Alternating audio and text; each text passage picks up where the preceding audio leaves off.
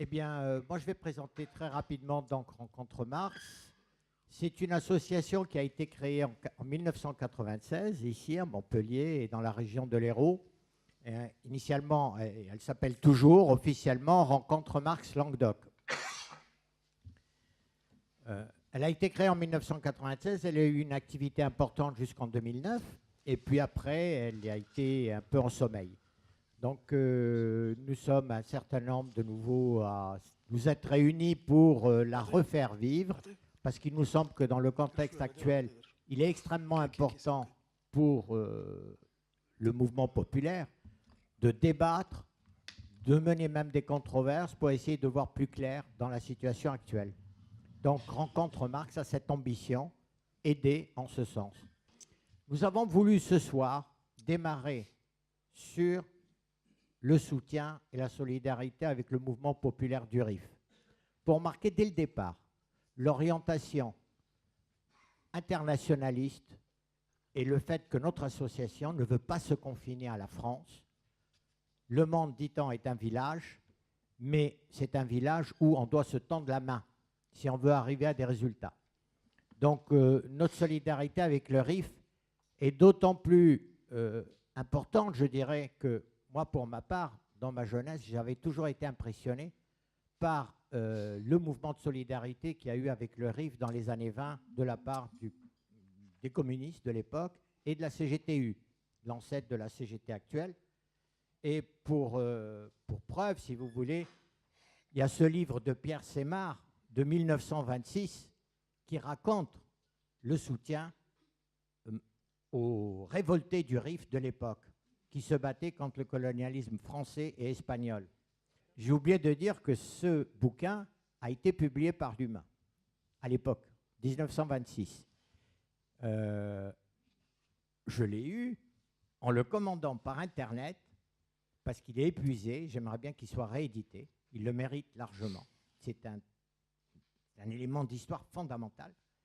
Et chose étonnante, c'est la mondialisation. Donc nous allons en discuter dans Rencontre Marx. Il a été commandé sur Internet, imprimé aux Indes et reçu ce matin par colis venant des Indes ce matin. C'est fou comme histoire. Mais c'est ça la mondialisation aussi. Voilà. Dernier point, notre ami Jacques Chocroun aurait aimé être là pour dire combien les communistes algériens s'étaient battus aussi aux côtés des anticolonialistes contre la guerre du Rif, et ils ont subi une répression assez dure, particulièrement en Algérie, parce qu'il fallait encore plus protéger la colonie française algérienne que empêcher d'aider les anticoloniaux au Maroc. Voilà, je m'arrête là, merci. Voilà, je me présente Mohamed Nasseri, donc de la TMF. Je vais présenter la TMF en quelques mots. Bon, la TMF, sur 3 ou 4 étapes, la TMF a vu le jour sous l'appellation AMF, Association des Marocains en France. C'était dans les années 60. Après, dans les années 70, il y avait donc au sein de cette association quelques problèmes, peut-être politiques et autres. Donc, à l'intérieur de cette association, il s'était créé coordination des sections. À l'époque, il y avait plusieurs sections qui n'étaient pas d'accord avec le siège. Ils ont créé une structure, à l'époque, ils l'ont appelée coordination des sections. Et cette coordination des sections, c'était en 82 qui a créé la TMF. Donc, on a ajouté T, travailleurs, association des travailleurs marocains en France. Et puis, donc cette association, on a participé à plusieurs luttes, surtout sociales, syndicales, etc., tout ce qui concerne l'immigration marocaine et l'immigration en général. Et je résume donc à fin des années 90, cette association, il s'était élargie sur le Maghreb. Donc le T, donc travailleur, le M marocain, on l'a mis à sa place maghrébin. Donc depuis ce congrès, fin des années 90, donc notre association s'appelle Association des travailleurs maghrébins de France. Cette association, donc, il a participé à plusieurs luttes, en particulier les foyers Sonacontra. Je ne sais pas, les gens peut-être il y avait des luttes de ces foyers qui ont été gérés par Sonacontra. Il y avait donc bien sûr, sans oublier la liaison donc, entre l'immigration marocaine et le régime marocain, donc la TMF. Il a toujours dénoncé les atteintes donc, aux droits de l'homme, les prisonniers politiques au Maroc. Donc on a participé vivement, donc énergiquement, donc à la libération des prisonniers à l'époque. Qu'est-ce que je voulais dire de plus? Donc on a des luttes concernant donc toute l'immigration en général, donc en France. Qu'est-ce que je voulais ajouter? Comment dirais-je, il y avait un problème, je cite un problème et je m'arrête. Il y avait à l'époque, donc fin des années 78, le gouvernement marocain avait décidé d'établir la carte d'identité nationale marocaine. Et donc cette décision, ils ont décidé à ce que les immigrés marocains en Europe fassent cette carte d'identité dans le pays. Ça veut dire qu'ils veulent les plumer, quoi. C'est-à-dire pour établir donc une carte d'identité. Et c'était l'AMF à l'origine donc d'une campagne donc contre cette décision, et le gouvernement marocain à l'époque donc il a fait marche arrière. Et ben voilà. Donc nous sommes là donc avec les organisations, donc nous condamnons tout ce qui se passe donc au RIF, etc. Et nous demandons à ce que le gouvernement marocain réponde donc positivement aux demandes et revendications des populations du RIF, aussi un peu au peuple rifin. Voilà. Bonjour à tous et à toutes et à tous. Je me présente, je suis Hussein le Rifin de Montpellier. Voilà, je vais essayer de mettre les pieds dans le plat.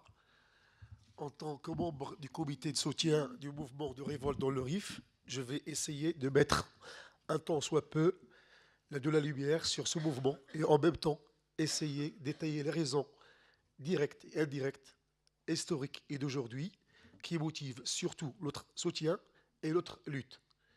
Et une petite parenthèse, dans les cités qui se respectent, le règlement de la circulation exige que l'on s'arrête devant un feu rouge, et cela est normal. Mais lorsqu'un incendie fait rage, la voiture des pompiers brille le feu rouge et le flot de la circulation n'a rien de mieux à faire que de s'écarter pour venir à bout de cet incendie.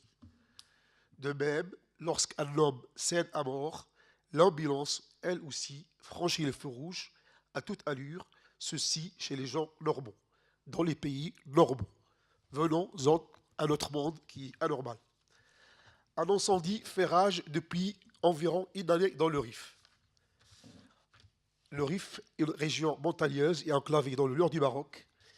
Et le Brésil, qui est le pouvoir central marocain, au lieu d'envoyer des ambulanciers et de pompiers et foncer dans les feux rouges, a opté pour le cas contraire de la logique des choses, celui de verser de l'essence pour rallumer le feu et de plus en plus l'incendie. Au lieu d'envoyer des pompiers et des ambulanciers, et ben lui, il a envoyé ses armadas casqués, bottés et matraqués, et avec des matraques à la main pour foncer sur les gens. Plus illogique encore, au lieu et place d'ambulanciers, le Berzen, c'est l'appareil du pouvoir au Maroc, a dépêché une benne à ordures au lieu des ambulances pour broyer et attenter à la vie d'un jeune poissonnier, Bouhassine Fikri, qui a refusé de voir venir de devoir finir sa marchandise qui est l'espadon dans une benne à ordures. Donc, à partir de là, un mouvement de révolte est apparu et s'est en suivi également le mouvement de contestation avec un cahier des charges et avec des revendications socio-économiques. Donc ce mouvement ce Hirak, qui s'appelle le Hirak évidemment, pardon. Ce Hirak, au moment de contestation et révolte, le comité de soutien de Montpellier, nous le soutenons, nous l'acclamons, nous l'encourageons, nous l'applaudissons, nous le glorifions, nous le louons, nous l'approuvons et nous le vivons parce qu'il émane des entrailles tout en souffrance d'un Rif enclavé, livré à l'abandon et à la hogra et à la marginalisation depuis des lustres.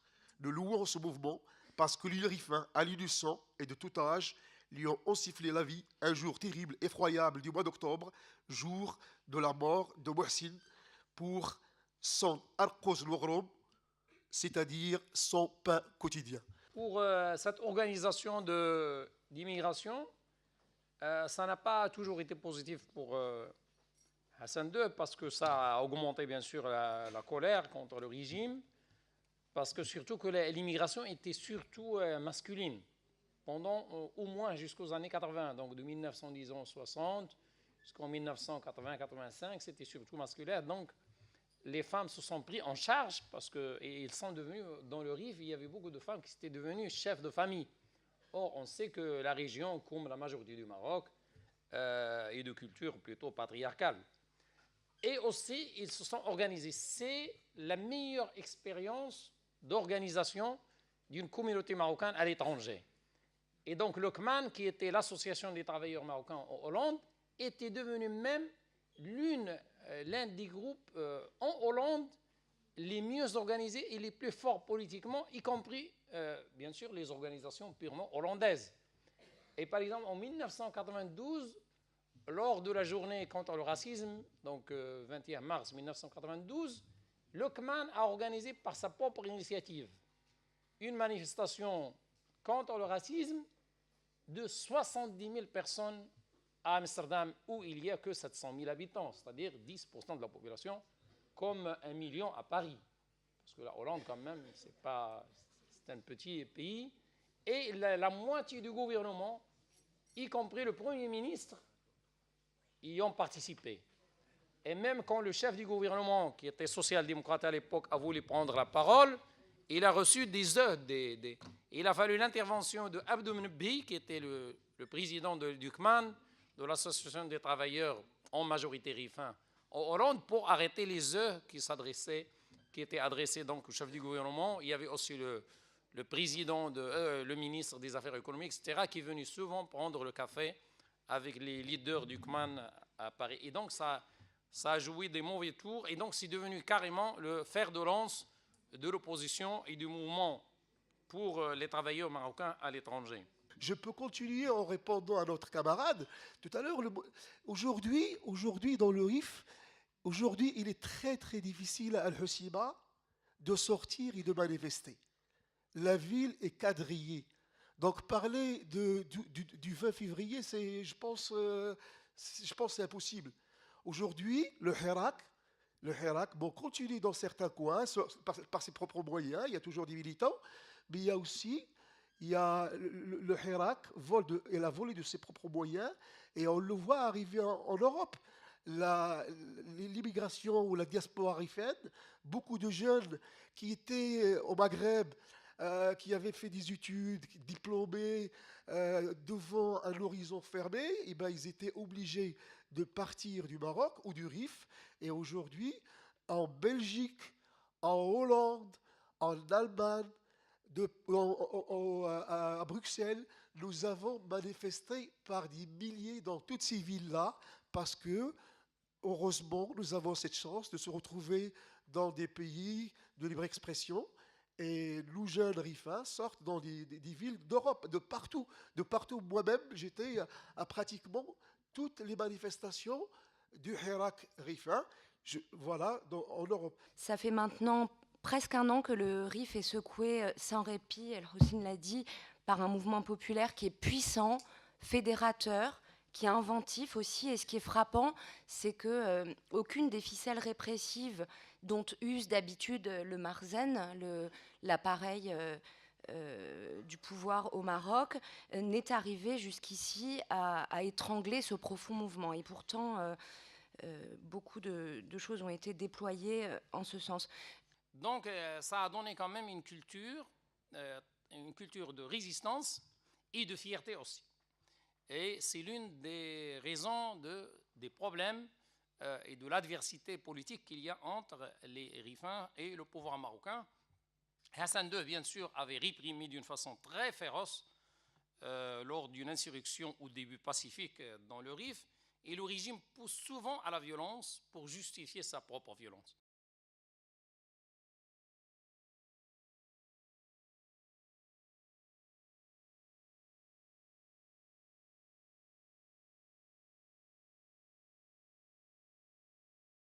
Déjà, les Rifins ont joué pendant 5 siècles. Vous savez, après l'Inquisition et la reconquête donc, catholique de l'Espagne et l'expulsion des Juifs et des musulmans au Maroc, il y avait une sorte d'ailleurs, une sorte d'alliance judéo-musulmane qui s'est faite au Maroc. Et jusqu'à aujourd'hui, le Marocain ne comprend pas qu'un Marocain puisse être chrétien. Or, les Juifs sont vus comme des citoyens, si on peut dire, normaux.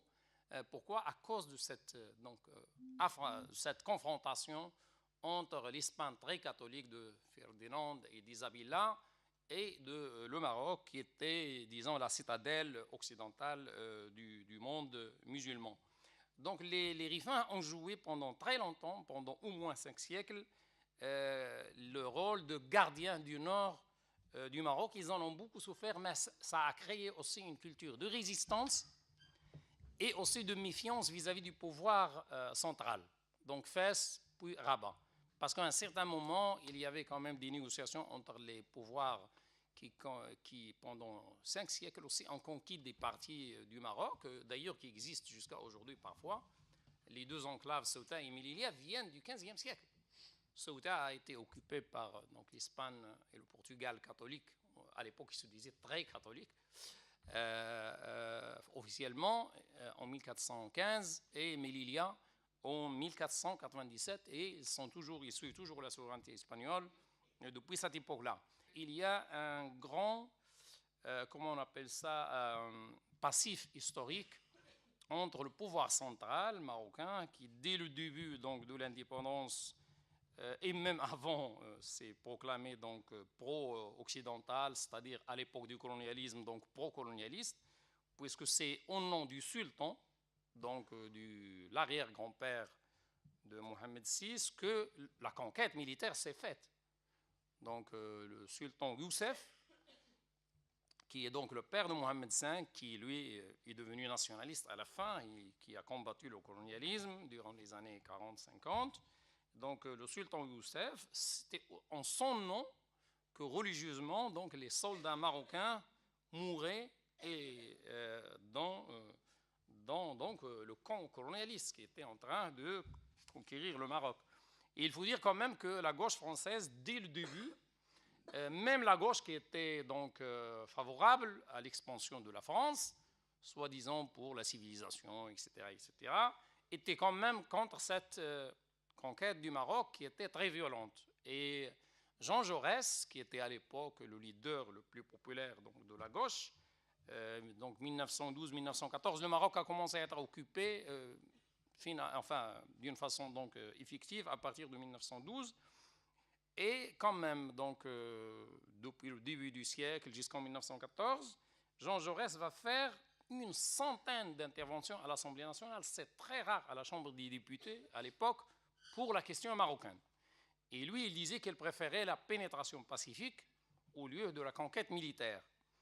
Et il y avait donc plusieurs membres de la Ligue des droits de l'homme, il y avait des intellectuels, etc., qui étaient contre cette conquête militaire.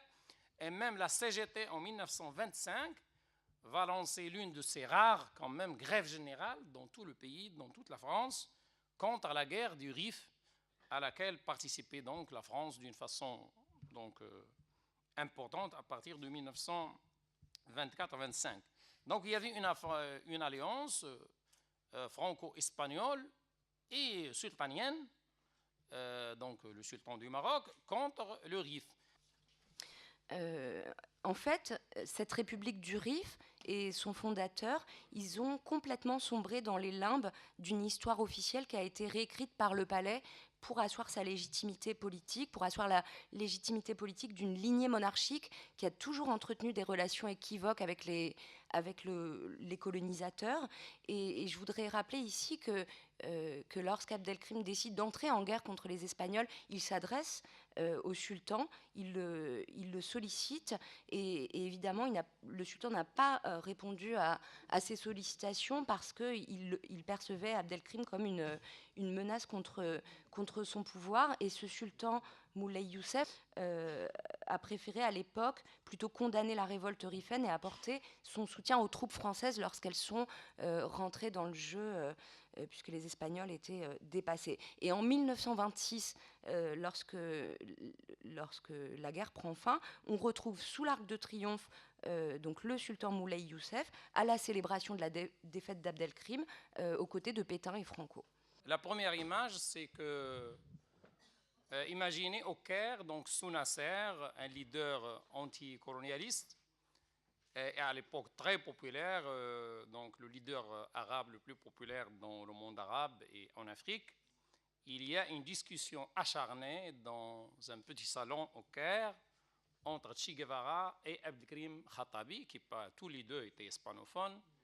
Et Che Guevara était passé, vous savez, le pouvoir venait juste d'être pris à la Havane par les révolutionnaires quelques mois avant, et le Maroc venait juste d'avoir donc son indépendance. Et Che Guevara, en passant, donc, il a regardé bien les montagnes du Rif et il a dit au chef des Rifins, oui, c'est une région qui peut bien servir pour la guérilla, il y a des montagnes avec des cassures, etc. Et ils ont, l'un avait, donc Che Guevara est né en 27, donc avait 32 ans, mais le leader rifin était déjà septuagénaire, mais ils ont passé plus de 2 heures dans une discussion acharnée sur la guérilla, sur la politique, l'anti-impérialisme, etc.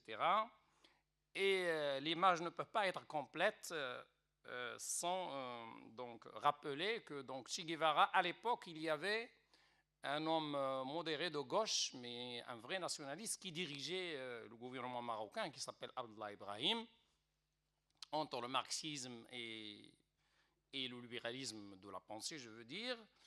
Et à l'époque, vous savez, le régime royal ne dominait pas encore parce que le mouvement nationaliste qui a obtenu donc l'indépendance, les armes à la main et par les manifestations populaires, etc., était encore assez fort et il y avait un vrai partage entre le roi et le gouvernement. Et Abdallah Ibrahim, comme il était quand même un homme de gauche, avait donc invité Che Guevara a visité le Maroc. À l'époque, Che Guevara donc, était ministre de l'Industrie et des Finances, je crois, dans le premier gouvernement révolutionnaire dirigé par Castro. Et Abdallah Ibrahim, donc le chef du gouvernement marocain, qui avait quand même du pouvoir, ce n'était pas comme les gouvernements d'aujourd'hui, et disons le gouvernement marocain d'aujourd'hui, il avait invité pour parler de l'expérience donc révolutionnaire cubaine sur le plan du développement socio-économique. Et à l'hôtel donc Balima, qui se trouve aujourd'hui en face du Parlement, dans le centre de Rabat, Che Guevara était arrivé, bien sûr, avec son accoutrement de révolutionnaire, et voilà qu'il ne peut pas sortir de son hôtel. Hassan II lui avait envoyé donc des hommes armés pour l'empêcher de sortir de son hôtel, alors qu'il était l'invité officiel du chef du gouvernement. Et il a fallu donc quelques heures de négociation entre le chef du gouvernement et Hassan II, qui n'était pas encore roi, mais qui était chef de l'état-major et était prince héritier. Et donc, on ne peut pas comprendre le problème rifin si on ne voit pas ces deux images contrastées, donc un leader révolutionnaire marocain qui donc avait cette position donc anticolonialiste, et Hassan II qui était le principe, selon donc un télégramme que j'ai trouvé récemment dans les archives diplomatiques français, un télégramme de l'ambassadeur, donc envoyé par l'ambassadeur donc français à Rabat, à De Gaulle, fin 1958, il a dit « Le seul ami que nous avons maintenant au sein du pouvoir marocain, c'est-à-dire à l'époque quand même, la France était coloniale, c'est le prince Hassan. » C'est un télégramme envoyé à l'Élysée par l'ambassadeur de France et qui était bien sûr secret. Mais après 30 ans, vous savez, ou 50 ans, on ouvre les archives en France. Et c'est déposé dans les archives diplomatiques de Nantes. Et pour vous dire à quel point cette mémoire, elle est problématique et à quel point les autorités cherchent à l'effacer, à Ajdir, donc à quelques kilomètres d'Al-Hoceima, il y a une ruine, un bâtiment complètement en ruine.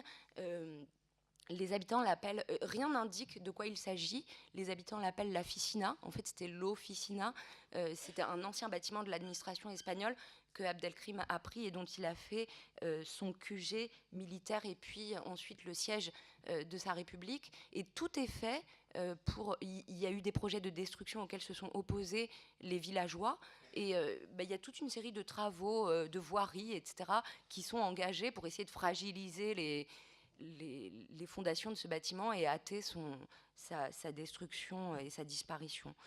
Et officiellement, on appelait Abdelkrim le Rogui, c'est-à-dire le traître. On ne sait pas traître à qui, puisqu'il défendait quand même l'indépendance du Maroc, c'est-à-dire traître du sultan, puisque lui, il défendait donc la liberté du Maroc, en commençant par le Rif, puisqu'il était rifin, et les rifins appelaient le sultan, réponse du berger à la bergère, Sultan Aromi. Aromi, c'est-à-dire du colon européen. Sultan, c'est-à-dire en rifin, quoi. Aromi, ça vient de Rome, mais ça veut dire européen, quoi. À l'époque, c'était une vision donc du colon venant d'ailleurs. Donc cette figure d'Abdelkrim, elle a été délibérément effacée de l'histoire officielle et pourtant on a vu ces portraits brandis pendant les manifestations. La mémoire de la lutte d'indépendance, elle est très présente, elle s'est transmise oralement au sein des familles, au sein des communautés. Cette figure, elle est sans cesse convoquée, elle est revendiquée à la fois comme un repère et comme le signe aussi d'une autre possibilité politique. Et c'est pas un hasard si les protestataires, par exemple, ont choisi le 20 juillet pour organiser cette grande manifestation. Cette date, elle marquait l'anniversaire de la bataille d'Anoual, qui a été un cuisant revers pour l'armée espagnole, avec 15 à 20 000 victimes dans ses rangs et le suicide du général Sylvestre qui dirigeait les troupes. Mais de 1921 à 1927, parce que même après la lutte, en fait, a continué pendant plusieurs mois, malgré l'armistice et Abdelkrim a fini par se rendre à la France. Il ne voulait pas, surtout pas à l'Espagne, parce qu'il y avait beaucoup de morts du côté du colon espagnol pendant toutes les batailles, et il a préféré se rendre à la France. Et il demandait à être exilé à Oran pour rester proche. Mais bon, la France a préféré l'envoyer dans la Réunion pour 20 ans quand même d'exil. Et le Maroc a toujours refusé son retour, le Maroc indépendant, d'une façon honorable. Donc lui, il a préféré donc rester au Caire jusqu'à sa mort en 1963. Encore quelques mots quand même sur cette figure d'Abdelkrim qui est assez fascinante. C'était un personnage charismatique, c'était un érudit, un fin stratège, c'était un lettré, un juriste, un fils de notable. Il a été journaliste au quotidien Le Télégramme du Rif à Melilla. C'était un éclairé, un modernisateur. Il n'était pas du tout berbériste. Il s'inscrivait plutôt dans le mouvement du panarabisme naissant. Et d'ailleurs, plus tard, après sa défaite en 26, il a d'abord été exilé à La Réunion, puis s'est évadé en 47, et c'est au Caire qu'il a trouvé refuge. Et là-bas, il a dirigé le bureau du Maghreb arabe. Il a entretenu des relations étroites avec tous les pays arabes. Et à sa mort, le président Nasser lui a accordé des funérailles nationales. Mais pour revenir à 21, et tout ça est très bien raconté dans ce livre de Semar, le parti colonialiste en France et ailleurs le dépeignait comme un fanatique musulman à la solde du mouvement communiste international. de l'autre côté, il a aussi incarné pour toute une génération de révolutionnaires et bien au-delà de la rive sud de la Méditerranée, le combat pour la liberté, pour la justice, pour l'émancipation des peuples. En tout cas, ces valeurs, elles sont aujourd'hui revendiquées par ses héritiers du Hirak, et il voit même dans son legs politique une arme contre la tutelle néocoloniale que les entreprises françaises, que le pouvoir, que l'État français maintient encore aujourd'hui sur le Maroc. 1984 aussi, il y a eu une répression très sanglante contre des manifestations pacifiques des riverains et d'autres régions du Maroc. Et puis surtout, de 1900 à peu près 59, c'est-à-dire après la première insurrection, jusqu'aux années 80, il y a eu ce que je peux appeler un nettoyage soft du Rif. C'est-à-dire le régime a favorisé l'immigration massive vers l'Europe, mais pas vers la France. Parce qu'avec la France, il y a des liens politiques importants, et donc ce qui se passe en France peut impacter le Maroc. Et ils l'ont orienté vers la Hollande, un pays où le Maroc, il n'y a pas de relations très fortes, surtout à l'époque où il n'y avait pas de migrants. Et donc, ils les ont orientés dans un espace non francophone, et donc qui ne peut pas avoir d'impact politique direct sur le Maroc, la Hollande et d'autres pays germanophones, etc. Et donc, ce nettoyage soft visait à vider donc, le Rif de ses habitants, et surtout des jeunes et des hommes. En fait, ce qui se passe dans cette région m'évoque une phrase du poète algérien Jean Sénac. Il disait « Un jour viendra où les pierres elles-mêmes crieront face à la grande injustice qui est faite aux hommes de ce pays ».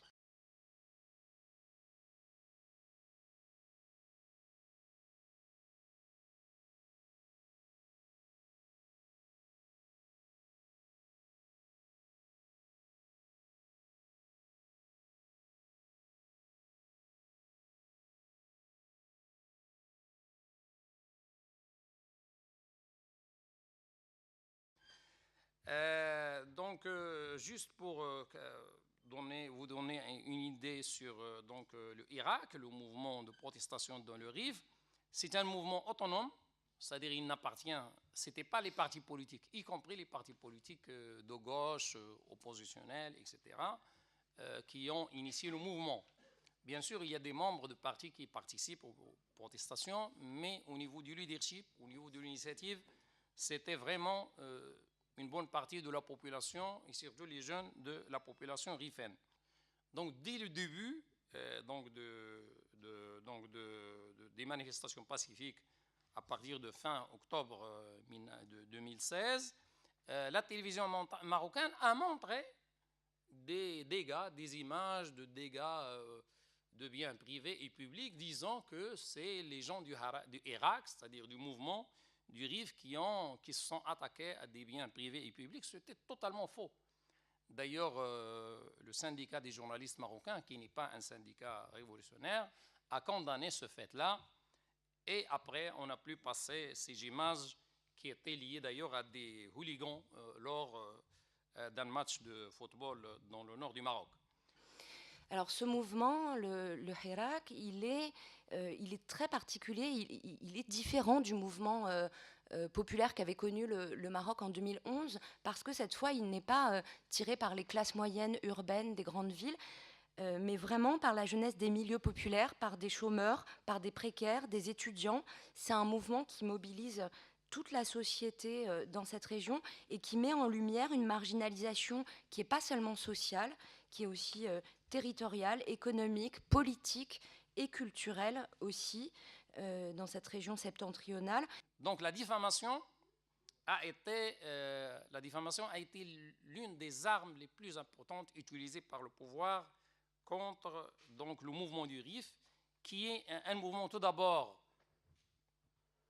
contre le mépris, contre la Hawra, parce que le pouvoir marocain, pas seulement contre les Rifains, mais les Rifains, ils ont une sensibilité très forte à leur qualité de Rifains, à leur qualité de citoyens.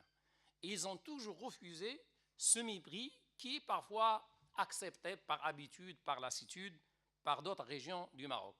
Et en cela, s'il y avait d'autres régions qui sont en même temps se lever aussi pacifiquement, on pourrait peut-être arriver à la démocratie. Je veux dire, en 2016, on aurait pu marcher vers la démocratie en 2016-2017.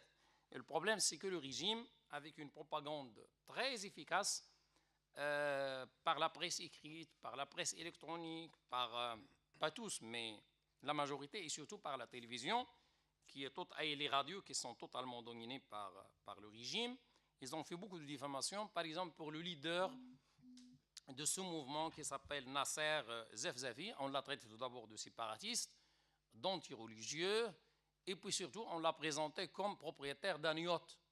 Or, le mec n'a même pas de travail, et il vit avec ses parents. Il a 39 ans quand même. Et on a dit qu'il a empêché la prière d'avoir lieu, etc., alors que c'est le régime qui utilise les imams officiels pour condamner les opposants rifins et les manifestants en disant qu'ils s'attaquent donc à l'unité du pays, qu'ils sont séparatistes, qu'ils disent oulad sbalion, c'est-à-dire les enfants des Espagnols, c'est-à-dire des colons, etc., etc. Vraiment une propagande diffamatoire vraiment inacceptable. Et je ne sais pas comment les gens qui le faisaient, plein de mensonges, comment quelqu'un qui n'a même pas de travail peut être le propriétaire d'un yacht, et on le voit bien sûr, on montre la photo d'un yacht, etc., etc. Aussi, il est multi-idéologique, il n'y a pas vraiment d'impact de la gauche ou de l'islamisme mais c'est un mouvement pro-démocratique. C'est-à-dire qu'il revendique la lutte et la fin de la corruption et de ce qu'ils appellent en arabe istibdad, c'est-à-dire le despotisme. Donc le despotisme donc du roi, tout simplement. Et cela les a beaucoup fâchés avec Mohamed VI, parce que pour Mohamed VI, il s'est réconcilié avec les Rifins, parce que son père, quand même, a passé, il n'a jamais visité le Rif, donc son père Hassan II. Et puis en 1984, toute honte vue, il a dit, vous m'avez connu comme prince héritier, c'est-à-dire la répression, les morts provoquées, etc. Et il vaut mieux pour vous que vous ne me connaissiez pas comme roi. C'est-à-dire je vais être encore plus dur que prince héritier. Cela en 1984, durant la répression sanglante du mouvement pro-démocratique du RIF en janvier 1984. Et il y a ce mot d'ordre aussi, celui qui retentit le plus au Maroc, c'est celui sur la corruption.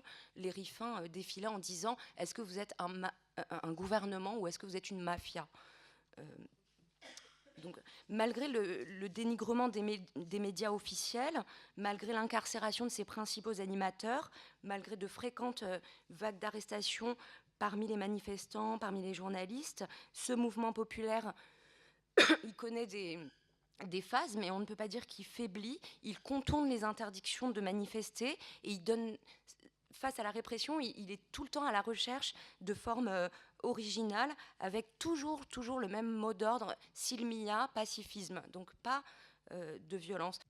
C'est un mouvement aussi non indépendantiste. Dès le début, il se considère comme un mouvement marocain faisant partie de la mouvance démocratique marocaine pour demander une constitution démocratique, des libertés publiques, des libertés individuelles, etc.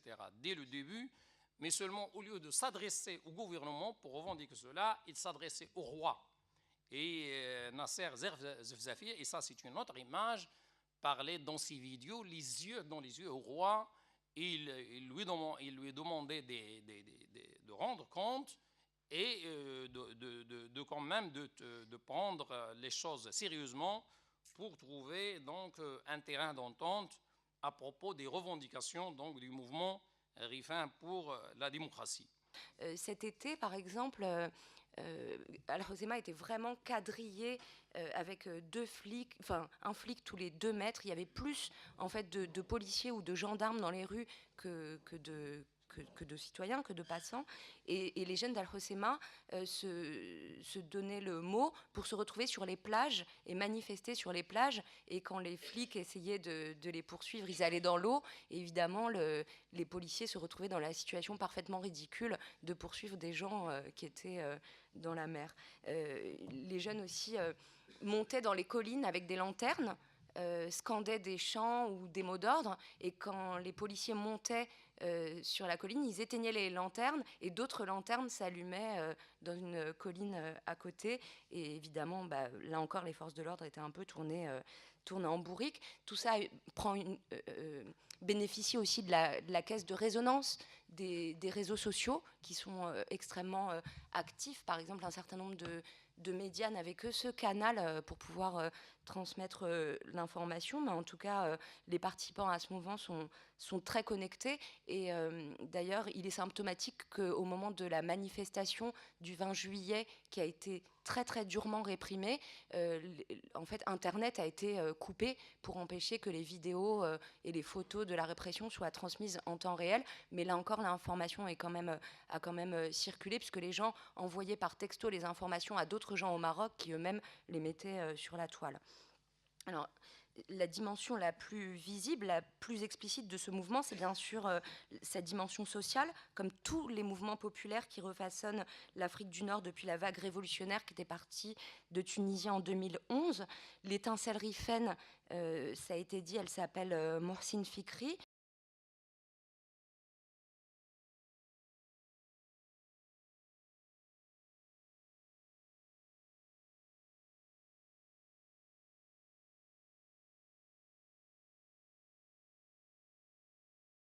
En fait, ça se passait à la veille de la COP 22 de Marrakech. Ils vendaient de l'espadon et cette espèce était en pause biologique. Il fallait soigner la vitrine écologique du régime à la veille de ce rendez-vous international. Et les conditions atroces de la mort de ce poissonnier, elles ont immédiatement suscité une grande vague d'émotions et d'indignation, avec des manifestations pas seulement dans le Rif, mais vraiment dans tout le Maroc, dans tout le pays.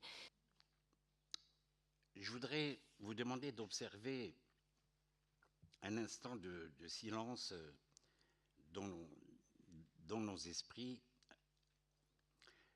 à la mémoire de Imad Tabi, donc ce jeune qui est décédé à la manifestation du 20 juillet. J'en parle avec beaucoup d'émotion parce que je l'ai vu le 20 juillet. J'ai vu le corps. Il se trouve que j'étais aux urgences cette nuit après les manifestations, donc aux urgences de l'hôpital de Hoceima, et on ramenait évidemment beaucoup de blessés. Et puis on ramène dans une ambulance, ou de ce qu'on peut appeler, je ne sais pas si on peut appeler ça une ambulance, un jeune. Et pour moi, il était déjà mort, parce que bon, ses membres pendaient des deux côtés de la civière. On voyait que il n'était pas seulement blessé, il avait du sang qui... une pensée aussi évidemment pour Mohsin Fikri, décédé assassiné le 28 octobre 2016. Alors, assassiné, il y a des mots qui ne rendent pas compte de la réalité de ce que c'est, parce que c'est pire qu'un assassinat. Vous savez, un mot en arabe, c'est pas seulement broyer, c'est transformer en farine, c'est moudre. C'est moudre. Moule-le, transforme-le en farine. C'est un mot terrifiant. Terrifiant. Dans le Rif, cet événement tragique, il a été le miroir d'une fracture profonde. Il a fait déborder une colère qui était latente. Il a ravivé le traumatisme qui avait été provoqué en 2011 par la mort dans des conditions qui sont encore aujourd'hui obscures de 5 manifestants dont les corps ont été retrouvés calcinés dans une agence bancaire. Les autorités les avaient alors présentés comme des gangsters, alors qu'en fait... il y a des images montrant qu'ils avaient quitté les lieux bien longtemps auparavant, et donc que ces corps ont été ramenés plus tard dans cette agence bancaire. En tout cas, les conditions de leur mort n'ont toujours pas été élucidées, comme n'ont toujours pas été élucider vraiment les circonstances de la mort de Mohsin Fikri. En tout cas, les responsables de sa mort tragique n'ont pas été traduits. Il y a eu quelques fusibles qui ont été mis en avant par les autorités, mais les vrais responsables n'ont pas eu à répondre de cela, de ces événements. À la mémoire de ces morts qui nous ouvrent les yeux, ce sont des morts qui nous ouvrent les yeux. Tout à l'heure, tu as parlé Mathé a parlé énormément des figures historiques qui marquent nos esprits, qui nous orientent, qui éclairent le destin des peuples, la route des peuples, les chemins des peuples.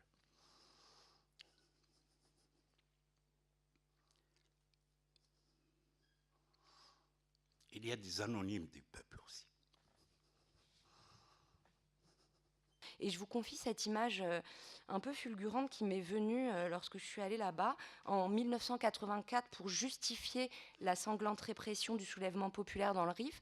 Hassan II avait qualifié les Rifins de Aoubesh, donc de déchets. Mais il y a l'idée de déchets, quoi, quand même.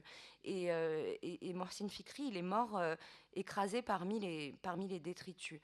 Les luttes des peuples sont faites surtout d'anonymes.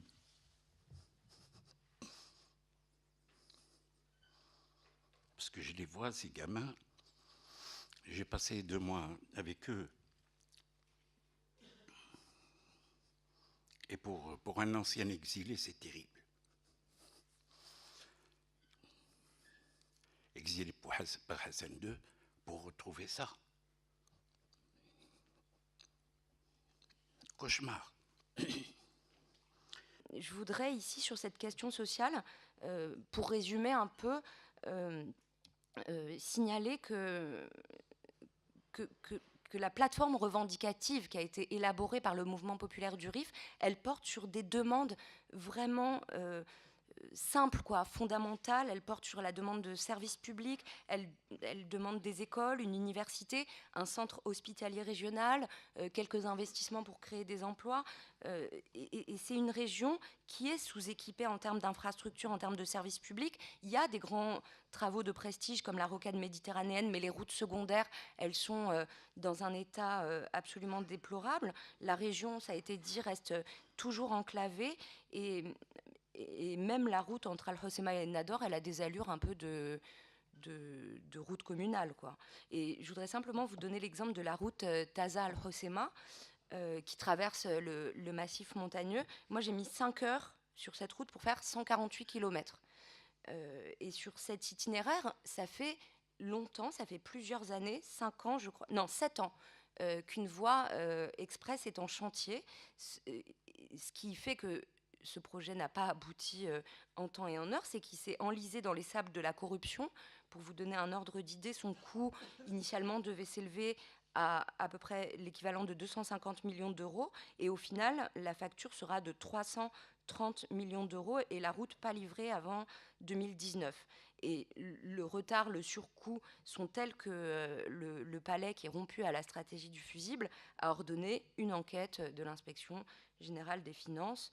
Et depuis le début du mouvement, les pelleteuses s'affairent à nouveau. Je voudrais prendre aussi l'exemple des hôpitaux.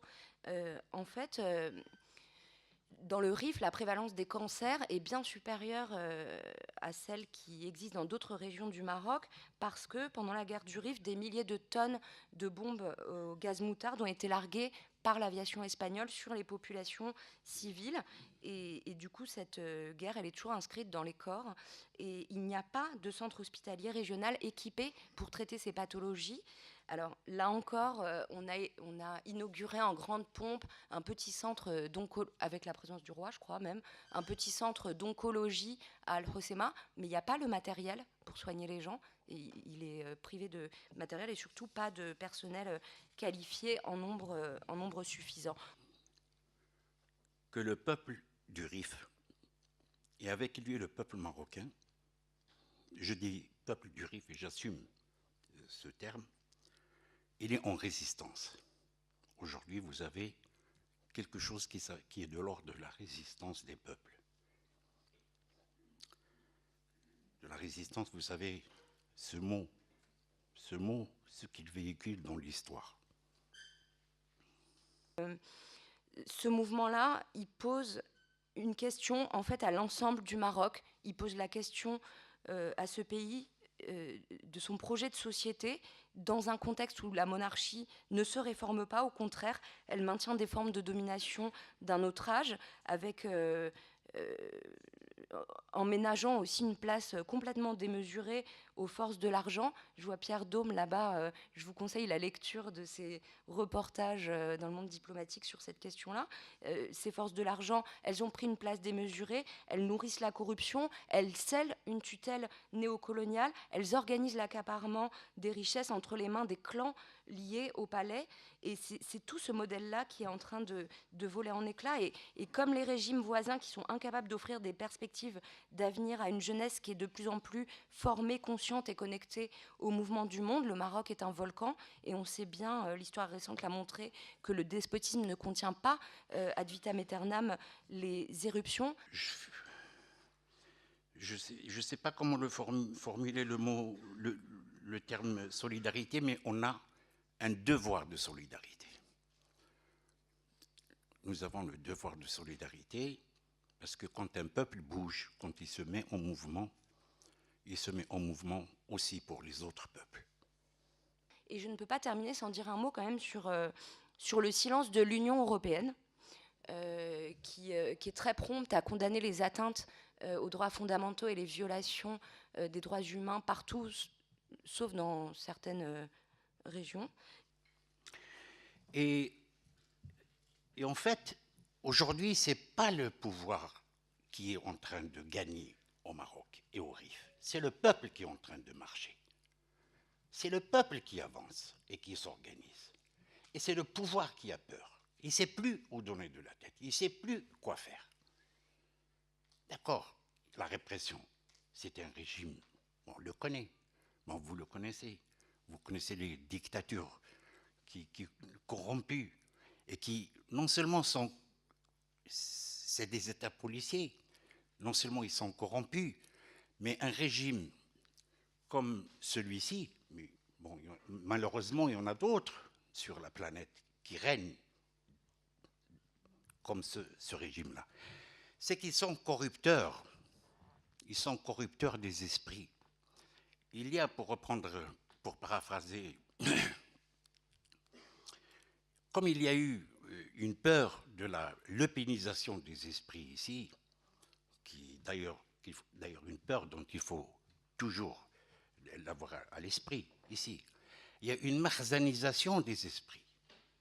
Et aussi sur le silence pas sur le silence, sur la complicité de la France. Aucun régime ne bénéficie de la part de Paris de la mansuétude dont bénéficie la monarchie marocaine. Ça contribue, je crois, à la chape de plomb qui pèse sur les démocrates marocains. Ça complique leur travail.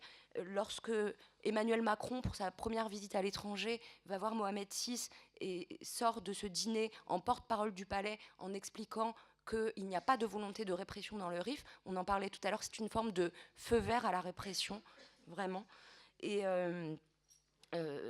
rappeler aussi que la France, au Maroc, elle exporte son savoir-faire sécuritaire, celui qui avait été proposé à Ben Ali en 2011. Je prends l'exemple des intellectuels, des journalistes. S'ils ne sont pas réprimés, ils sont achetés. Et c'est pour ça qu'il faut saluer le courage des gens comme Maté Mounjif qui est avec nous. Parce qu'ils sont rares au Maroc. Il les a détruits, ce régime. Il les a détruits. Et Rosa disait tout à l'heure quelque chose aussi de très important. C'est un État qui empêche les étrangers, les journalistes étrangers, attitrés en tant que journalistes, de venir faire leur travail dans un pays, c'est qu'il y a un problème. Et c'est ce qui se passe aujourd'hui. Et ça c'est pour les gens de ma génération, c'est un cauchemar. Un véritable cauchemar. Parce que Nous l'avons vécu dans les années 70 avec Hassan II. Et ça revient. Il y a un retour de l'histoire, tu citais Marx, qui revient sous forme de tragédie. L'histoire rejoue des tragédies. Par exemple, les cartouches lacrymogènes qui ont été utilisées contre les manifestants dans le Rif, elles sont de fabrication française. Quand l'affaire a été rendue publique, ça a été remplacé par des cartouches chinoises. Ça ne change rien au fond. Mais ce que je voudrais dire, c'est qu'on ne peut pas à la fois se réclamer de la défense des droits de l'homme et en même temps dérouler le tapis rouge à ceux qui répriment, qui torturent, comme le chef des services marocains, Amouchi, qui a été décoré de la Légion d'honneur et à qui encore très récemment Emmanuel Macron déroulait le tapis rouge à l'Élysée. Vous savez, c'est la première fois dans l'histoire du Maroc qu'il se passe quelque chose de ce qui se passe aujourd'hui. Pour moi, il y a un avant Hirak et un après Hirak. L'histoire du Maroc, dans l'histoire du Maroc, il y a une fêlure, il y a une césure irrémédiable. Irrémédiable. Au point où, Maté il l'a dit, Rosa aussi, c'est un État, c'est la première fois où on voit un État, enfin l'État du Maroc, où le roi est nu. Ce n'est plus une métaphore. Ce n'est plus une métaphore. Le roi est nu. Il a détruit, ce roi, il a détruit les institutions, les partis politiques, les syndicats, les associations, les intellectuels, les journalistes, les associations. Il a tout détruit. Et le Hirak, aujourd'hui, l'interpelle en tant que tel. Il lui dit, tu as tout saccagé, maintenant c'est toi le responsable. Et ça, c'est une première au Maroc. C'est une première au Maroc.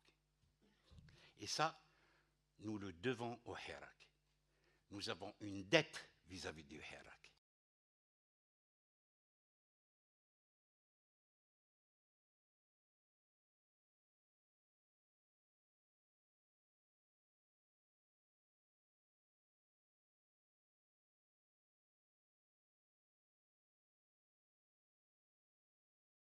Je voudrais avoir une pensée pour les détenus rifins, les détenus politiques de la prison d'Oukacha, dont certains poursuivent une grève de la faim qui met en danger leur santé et même leur jour.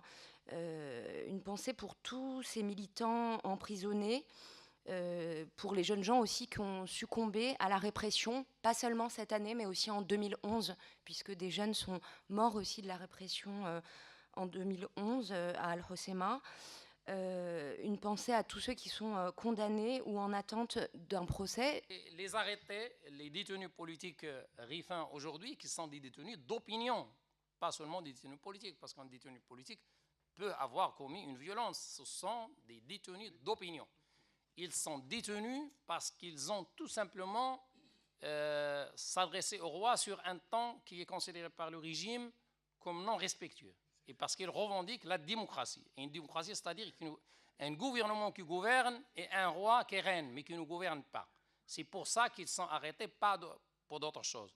Ils disent maintenant qu'ils sont séparatistes. Comment ça se fait qu'ils les ont laissés donc manifester de fin octobre jusqu'à fin mai, et puis maintenant ils découvrent qu'ils sont séparatistes. Il n'y a presque pas eu d'arrestation avant fin mai 2017. Donc ils ont pu, si vous voulez, manifester. Et il y a parmi eux beaucoup de journalistes, et même un journaliste qui n'est pas issu de la région, mais parce qu'il a défendu le mouvement, qui est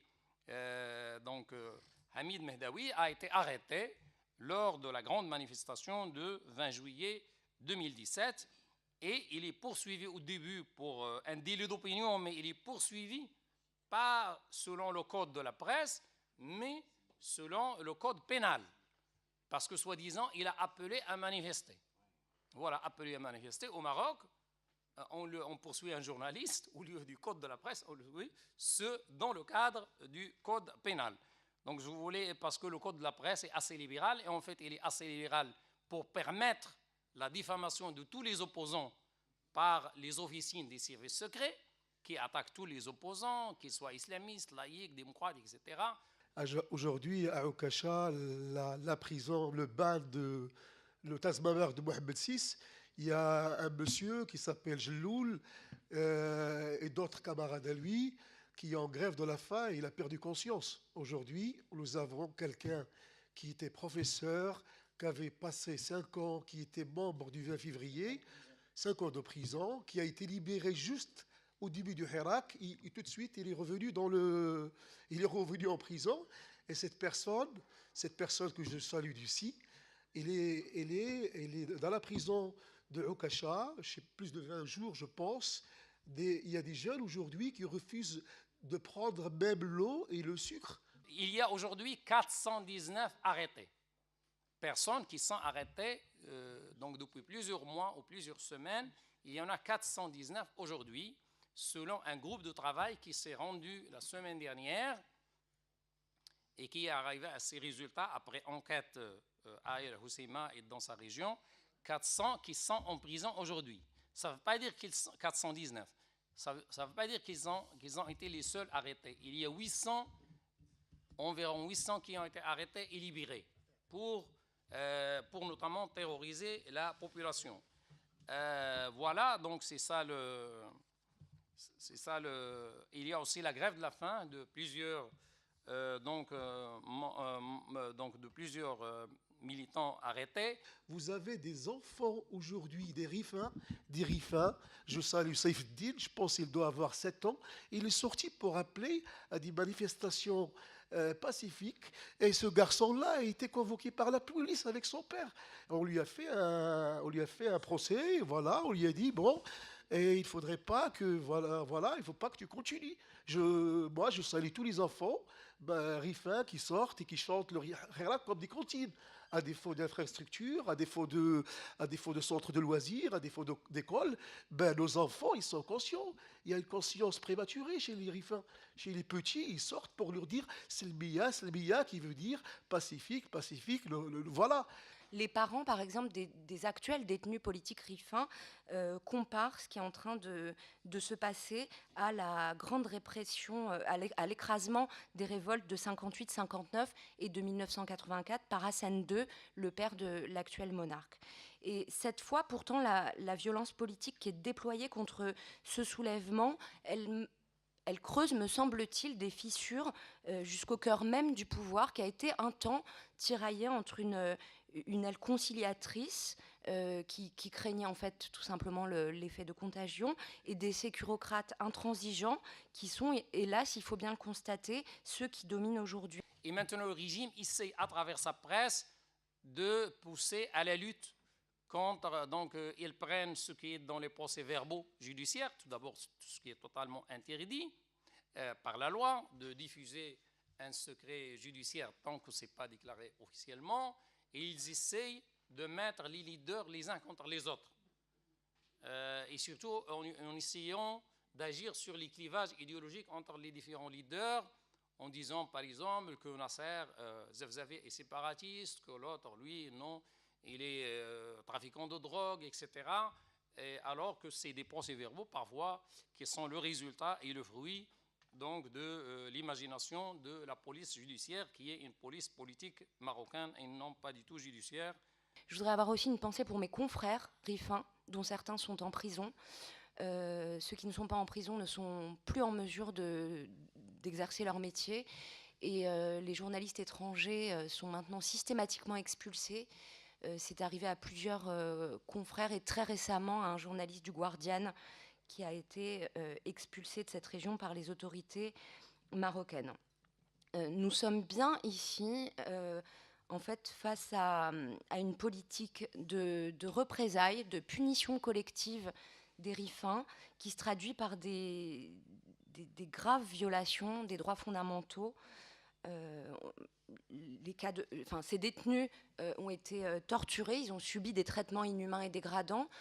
C'est pas moi qui le dis, c'est le très officiel Conseil national des droits de l'homme qui dépend du pouvoir, qui dépend du palais. Maintenant, la difficulté du pouvoir, c'est comment négocier avec les prisonniers. C'est ça. Comment négocier avec eux? Parce qu'il va, et là on rentre dans la dimension politique, c'est soit il les libère, mais il les libère en contrepartie de quoi? S'il ramène la paix sociale, il va leur dire, si vous éteignez-le, hein, ils peuvent pas, et il sait pertinemment que personne ne peut que personne ne peut remettre les choses comme avant le 26 mai. Pourquoi? Parce que aujourd'hui, dans tout le RIF, donc le Husima, mais pas que le Husima, le Imzuren, Tamsnet, etc., il y a l'apparition de deux facteurs, les femmes et les jeunes. Bon. Ça aussi, c'est tout à fait nouveau au Maroc. Il n'y a que des femmes dans les rues, que des jeunes, et quand les femmes ne sont pas dans les rues, ils sont dans les fenêtres à faire le you-you ou envoyer du coca ou les machins pour... Eh oui. Il faut saluer le rôle de la femme. C'est une première dans l'histoire du Hirak ou dans l'histoire du Maroc. La femme joue un rôle très très important. Il s'est libéré du poids de la tradition. Et aujourd'hui, les femmes rifennes sortent et aident les garçons, et aident les messieurs dans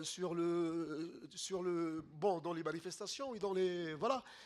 Il y a eu une seule femme qui a été arrêtée, disons, pendant plusieurs semaines, qui est la chanteuse Cilia. Pourquoi? Parce que c'est une société quand même machiste. Hein. On ne peut pas dire que des choses positives sur cette région. Et donc très conservatrice et, disons, très protectrice de la femme. Et si jamais le régime, il a été tenté par arrêter les femmes qui ont pris la relève quand la première génération donc de leaders ont été arrêtés, mais le régime il est quand même intelligent et il sait que si on commence à arrêter les jeunes filles, les femmes, il y aura une révolte. Là, ça peut être une révolte violente contre le régime. Le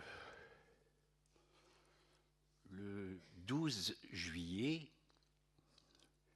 je suis parti avec l'avocate qui a été désignée par la TMF pour défendre Cilia, une jeune fille, une gamine, 23 ans elle avait, une chanteuse, une artiste, emprisonnée pendant 2 mois, kidnappée d'une voiture, d'un taxi collectif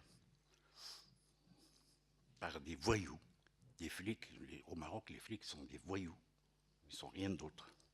Elle a cru d'ailleurs que c'est une bande qui s'attaque à une fille, parce qu'une femme, elle a eu peur, elle a eu la peur de sa vie parce qu'elle a craint le viol. Elle l'a kidnappée avec les bandeaux, les menottes, etc. Bon. Qui dit Jalal Tchab. H. Chab. C'est pour ça qu'il a été arrêté. Alors, là, alors, Jalal Tchab, ça se dit au roi, Sa Majesté le roi. Sa Majesté le peuple. Sa Majesté le roi, le mot majesté est quelque chose d'intrinsèquement lié et historiquement lié à la monarchie. C'est la sacro-sainte identification du roi, hein, à majesté. Personne ne peut prononcer majesté en dehors du roi. On ne peut pas dire ça. Et cette gamine dit Sa Majesté le peuple. Le peuple est majestueux. Le peuple est souverain, en fait. Le peuple est souverain, il est en marche. Le peuple est en marche. Le peuple, il a sa majesté. C'est la majesté du peuple. Ce qui fait que dire ça, et là-dessus, quand elle vous raconte les interrogatoires, etc., c'est là-dessus. Et quand on dit au Maroc, vive quelque chose, c'est vive le roi. Et on ne le dit pas autre chose. Bon, on le dit, vive machin truc, mais lorsqu'on est dans une manifestation public avec des dizaines de milliers de personnes derrière, on ne peut pas dire Sa Majesté le peuple. On ne peut pas dire vive le peuple. On ne peut pas le dire au Maroc. Et son interrogatoire et la souffrance et la torture, les blessures invisibles qu'elle a vécues, y compris, je vais dire y compris, mais surtout en tant que femme, ils ont été odieux. Ils ont été... Il n'y a pas de mots. Il n'y a pas de mots. Ils ont été odieux. Ils l'ont attaqué en tant que femme. C'est de la souillure. Ils l'ont souillée. Mais elle a tenu. Elle a tenu. C'est incroyable. Et sa famille derrière elle. Il y a une phrase. Une phrase, à la dernière visite de sa famille à la prison de Okasha où il était emprisonné, il y a sa sœur, Nawal, elle lui dit, écoute, tu vas tenir, hein, ne demande pas la grâce royale, tu ne vas pas la demander, hein, parce qu'à l'époque, il demandait la grâce royale, patati, patati. On va vous donner tout, vous signez, bon, etc. Tu ne demandes pas la grâce royale, hein, parce que et tu tiens, il faut résister, tu tiens, il faut tenir. Hein. Ça, c'est sa sœur. J'espère que vous la connaissez. Un jour, il faudra l'inviter ici. On voulait inviter Cilia, mais malheureusement, elle était repartie au Maroc. Non, mais elle va revenir, non, mais je parle de famille. En fait, parce que sa sœur, c'est aussi une poète, elle écrit, etc. Et il lui dit, tu sais, tu es là, tu payes l'impôt de la révolution. tu payes ton entrée dans le militantisme. Et son frère qui lui dit aussi, écoute, tu n'es pas fait de carton. Tu n'es pas du carton qui, dès qu'il est mouillé, bon. Et vous avez ça, si je cite ça, c'est pour vous dire un peu le mental du RIF. Les gens, quand vous les voyez, vivre, parler, etc., vous dites, ils ne s'arrêteront pas. Ils ne s'arrêteront pas jusqu'à la victoire. C'est des bons. Ceux-là, c'est les bons.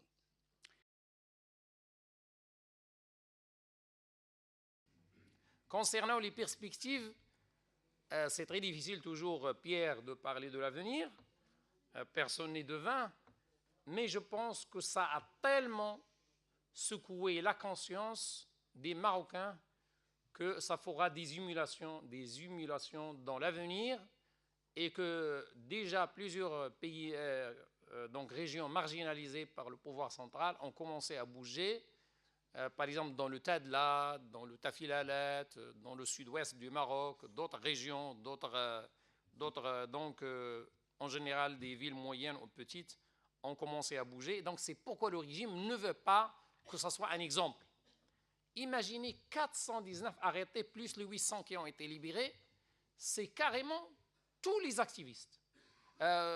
Tous les activistes masculins ont été arrêtés. Et c'est carrément décapitation. Et c'est la première fois que ça arrive qu'une région s'ouvre d'une véritable hémorragie de jeunes et d'activistes politiques et de tous les courants. Et quand vous avez Zafi, dont parlait tout à l'heure Maté, imaginez ça c'est une première dans l'histoire aussi du Maroc, et pas seulement du Maroc, dans le monde arabo-musulman, c'est la première fois où quelqu'un vient à la prière du vendredi. Imaginez, hein, la sacro-sainte prière, donc, et dans toutes les mosquées du Maroc, dans toutes, de la petite mosquée qu'on peut appeler des caves ou des sous-sols, jusqu'au très grand mosquée, il y a un seul discours qui est lu partout dans toutes les mosquées. C'est un ministre, il y a au Maroc, un ministère du culte qui ne fait que ça, qui est le plus riche des ministères, il est pourri de fric, et qui écrit les prêches, et qui les distribue à tout le Maroc. Et ces prêches sont adaptés aux réalités sociales, politiques, etc.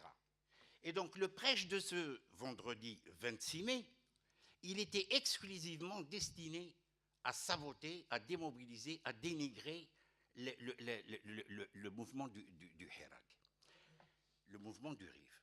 Et là, vous avez Zafi qui vient, Nasser, donc, avec ses amis, etc. Lui-même, il est pratiquant. Lui-même, il est musulman pratiquant. Et il rentre dans la mosquée, il dit, au imam, celui qui fait la prière, etc., il lui dit, mais tu n'as pas le droit de faire ce prêche comme ça. Il ne faut pas mélanger, et c'est la première fois que ça sort publiquement, il faut séparer la religion et la politique. Ça, c'est une première. Ça, c'est une première.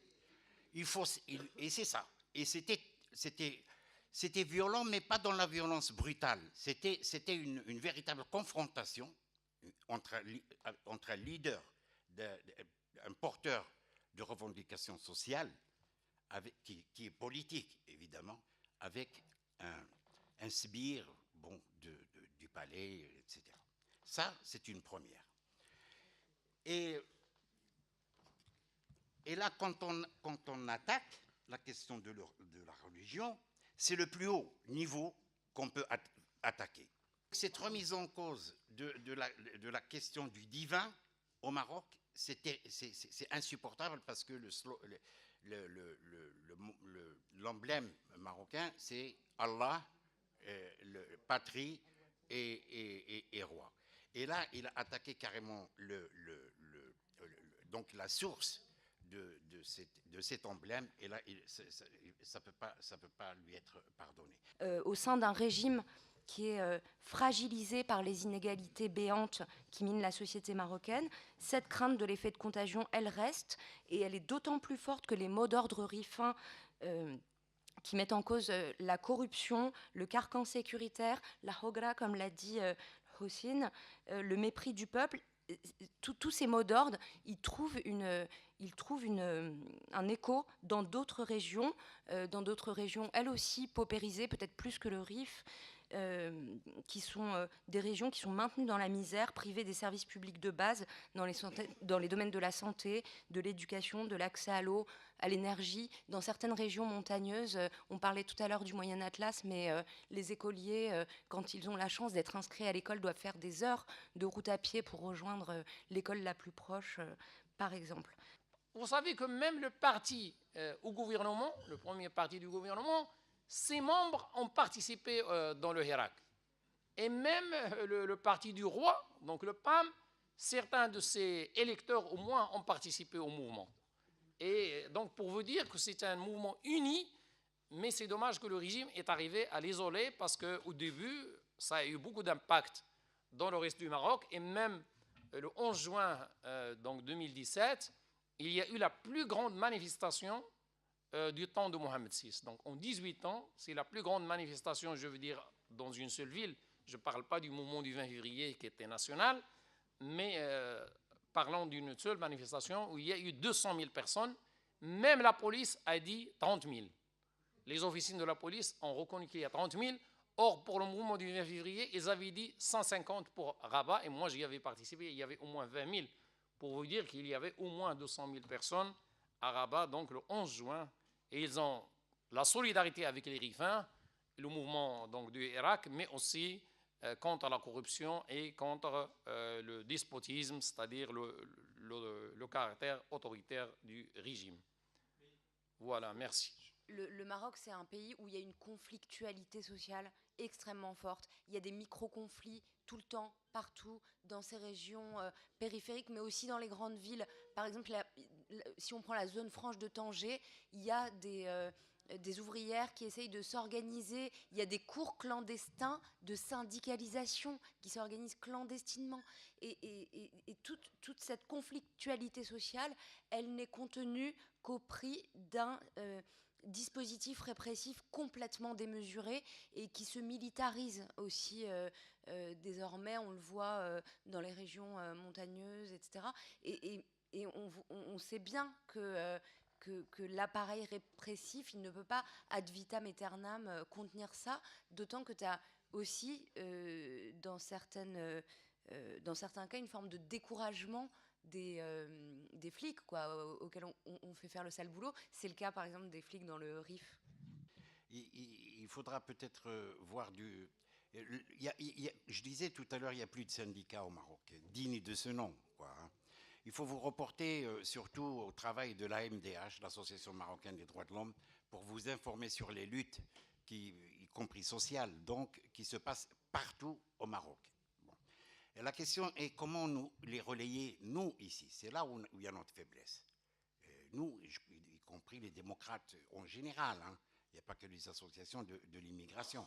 En général, on est très faible. On est en deçà on est en deçà de nos responsabilités. Il faut voir comment on peut justement les relayer au niveau que cela exige. Et pour cela, nous sommes en train de réfléchir, ce n'est pas encore une décision, réfléchir à quelques associations, de reprendre, j'ai du mal à le prononcer, de reprendre malheureusement une campagne qu'on avait, qu'on menait dans les années 70 vis-à-vis des prisonniers politiques marocains, qui est le parrainage des prisonniers. Et là, je vous demande de suivre ça. On va se tenir au courant par l'ATMF, par les copains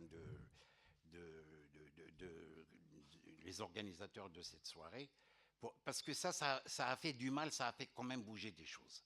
Parce que c'est poser un acte politique. Une famille ou quelqu'un qui devient le parrain ou la marraine d'un prisonnier ou d'une famille, par exemple, c'est quelque chose qui résonne et qui apporte du concret. Et donc, je voudrais finir sur un mot sympa. Si on lance cette campagne de parrainage, démarrez-la de Montpellier. Ah oui. Vous avez, ce soir, on n'a pas pu avoir les ouvrages de Marty, mais vous pouvez les commander à la table de la librairie.